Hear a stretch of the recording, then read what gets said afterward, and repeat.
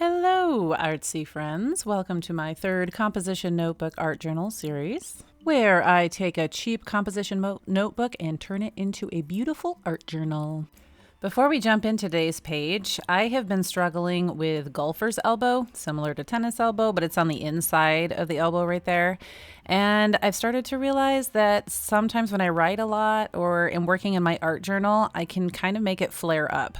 So I thought it would be kind of a fun experiment to work with my non-dominant hand. So I'm going to do, well, I'm using my right hand right here, but I'm going to plan on, and I'm going to use mainly my left hand for this page.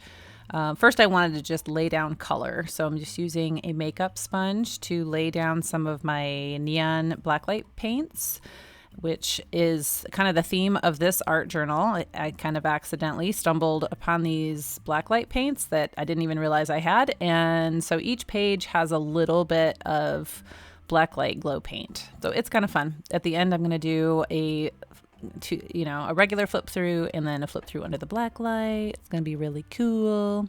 So I'm just laying down color in different ways. Yes, I get told a lot that at this stage of my pages, it just looks like a hot mess.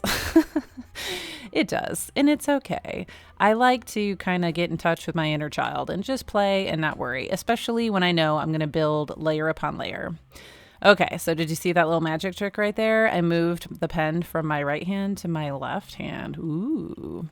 So I'm going to start with the brush pen of my little set, and I am starting to write just my own thoughts, but I thought I would tie in just the idea of doing something awkward, and sometimes life feels just kidding, I'm not going to do that.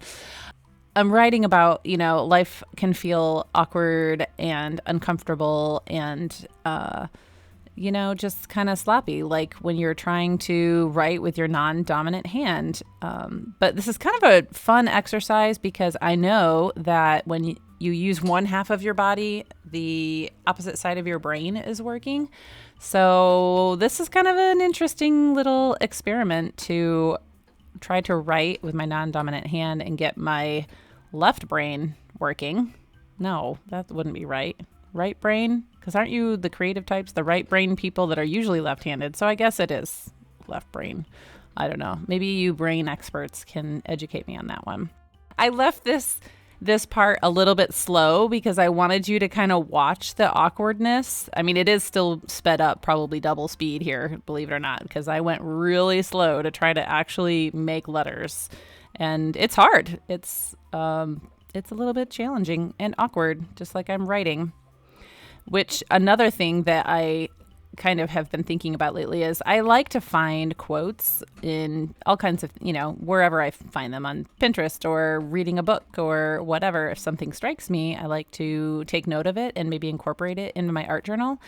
But it occurred to me the other day, I also can just write my own thoughts, my own quotes, of course, a lot of people do art journaling that way and just really document all their thoughts into their art journal. Okay, so now I'll read it officially. Sometimes life feels like I'm writing with my left hand. It can be awkward and uncomfortable, like I'm doing a sloppy job. Yeah, I feel like that a lot.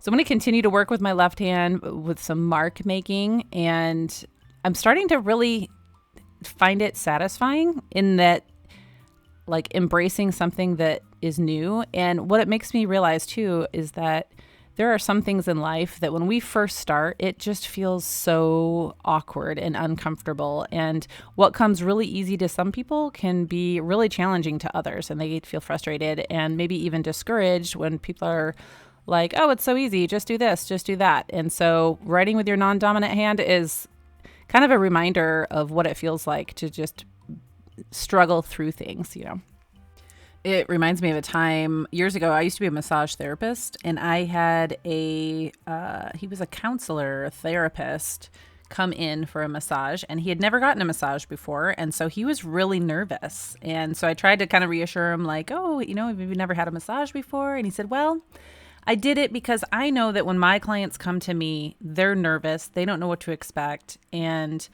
so I wanted to put myself in that position. He's like, normally I would not get a massage, but I'm kind of doing this to stretch myself. And I was like, wow, that's really cool. I think we all need to do more of that in life. I would love to hear if you guys decide to make a left-handed page or right-handed if you're left-handed, and what it was like for you. So leave a comment if you're going to do that, and then come back and follow up and tell me and tell everybody what you experienced. Did you feel like it was like a growing experience? Was it just purely frustration? Were you too concerned about how sloppy and messy it was going to look, or did you really enjoy the experience? Yeah.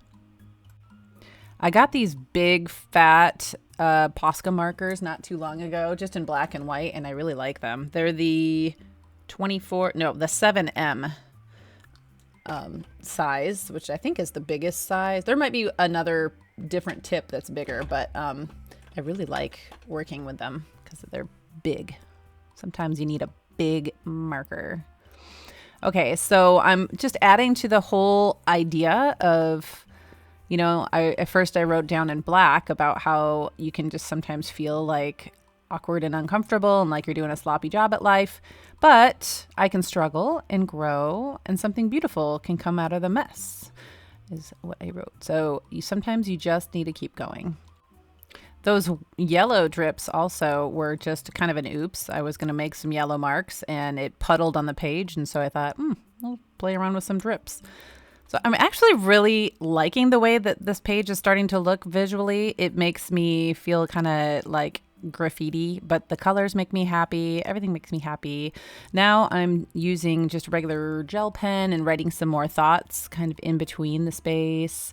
I'm definitely using this page more as like the therapeutic process than I am trying to create a product. You know what I'm saying? Sometimes we toggle back and forth. If you're new to art journaling, don't put too much pressure on yourself. Let it be whatever it wants. Not too many of us are professionals selling our work. If we're just doing this for fun, if it's just a hobby for us, then let your art journal serve you. Don't feel like you have to make it perfect and like every page is a masterpiece. So sometimes there might be an image that you have in your head that you're kind of striving for.